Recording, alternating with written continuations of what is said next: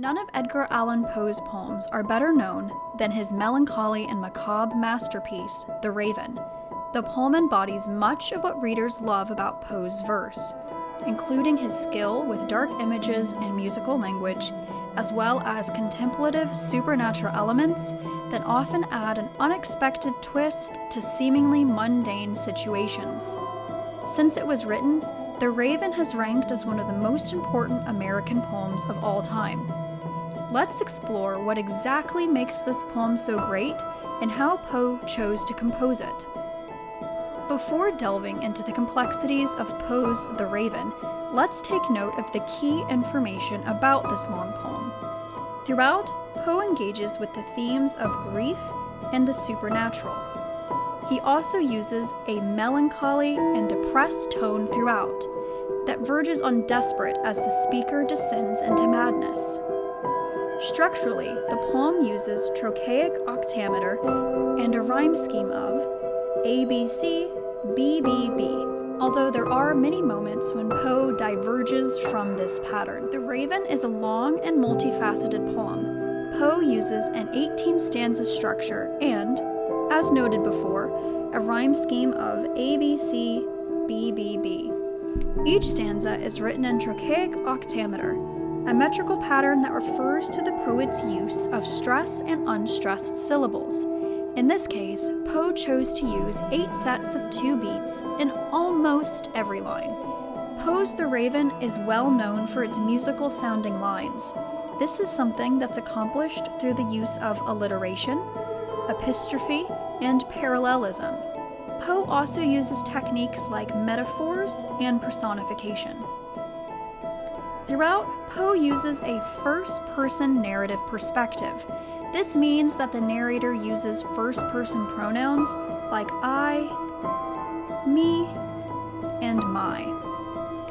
As the poem progresses, it becomes clear that the narrator is unreliable. This means that his words and experiences can't be trusted. His madness is clarified from stanza to stanza.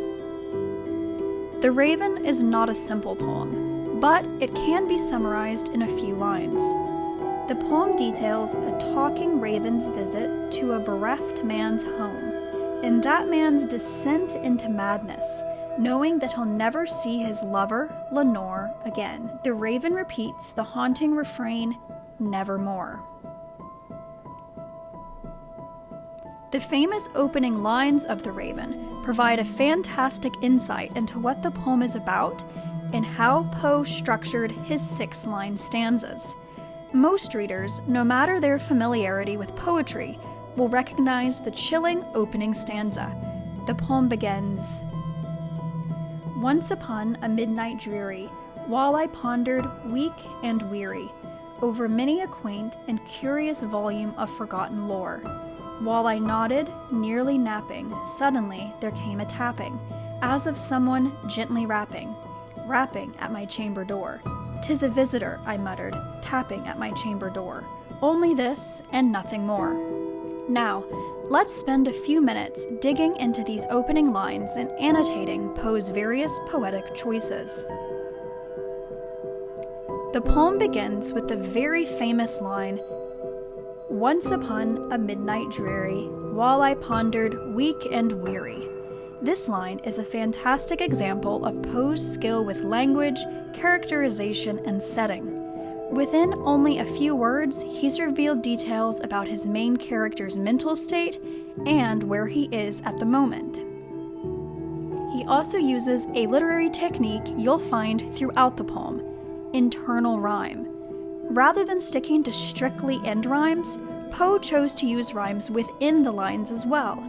In this case, we have dreary and weary. This line also shows off alliteration, with the words weak and weary at the end of the line. The second line adds more detail. It tells readers what exactly the speaker was pondering over. He says, many a quaint and curious volume of forgotten lore, or old and interesting books that have stimulated his imagination on a quiet evening. He was alone, brooding over his books, and feeling quite thoughtful about life. Some of the important techniques we saw in lines 1 and 2 are also visible in lines 3 and 4. Poe uses alliteration with nodded, nearly napping in line 3, and internal rhyme with napping and tapping in the same line. The peace and quiet of the first two lines is a peace that's strong enough to allow the speaker to nod off. He nearly fell asleep when suddenly there was a tapping on his door. While the source of the tapping isn't described in the fourth line, the poet adds that the sound was gentle. It wasn't a loud bang indicating anger or passion. Instead, it was more pleading and nagging. The final two lines of the stanza bring in the speaker's words for the first time. He mutters about the sound, expressing his opinion that there's no one important there. There's no real reason for him to worry about the tapping. In these lines, the chamber door symbolizes the visitor's intrusion on the speaker's sleepy and broody evening. He isn't excited about having to deal with another person. But the speaker dismisses the notion altogether, saying that it's just a visitor, only this and nothing more. Knowing what happens next, it's easy to feel the foreshadowing that Poe imbued this line with. It is certainly not nothing, and the speaker is soon to learn a great deal through his interactions with the Raven. Now, for some critical publication information. The Raven was published in 1845 in the New York Evening Mirror. After its release, the poem was widely popular, in stark contrast to many other of Poe's poetic endeavors. Today, it's considered to be one of the greatest poetic works of the 19th century. Now that we've explored the most important information about Poe's poetic masterpiece, let's take a few minutes to delve into details about Poe himself. The master of the macabre was born on January 19, 1809, and passed away on October 7, 1849. To this day, scholars still aren't sure what exactly caused Poe's death.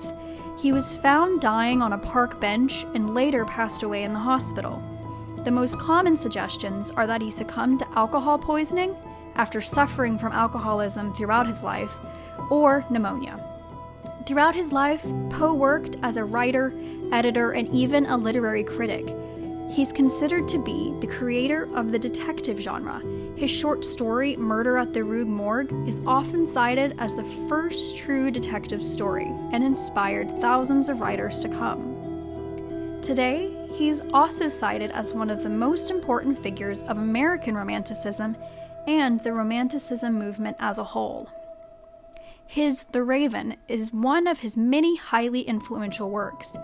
During his life, he published around 70 short stories and up to 80 poems. These include 4 complete collections of poems that were released during his lifetime. If you enjoyed this analysis of The Raven and the background information on Edgar Allan Poe, visit poemanalysis.com for more.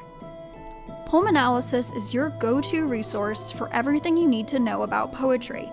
We have resources to help you better understand poems, poets, literary devices, and much more. Plus, it's all free to explore.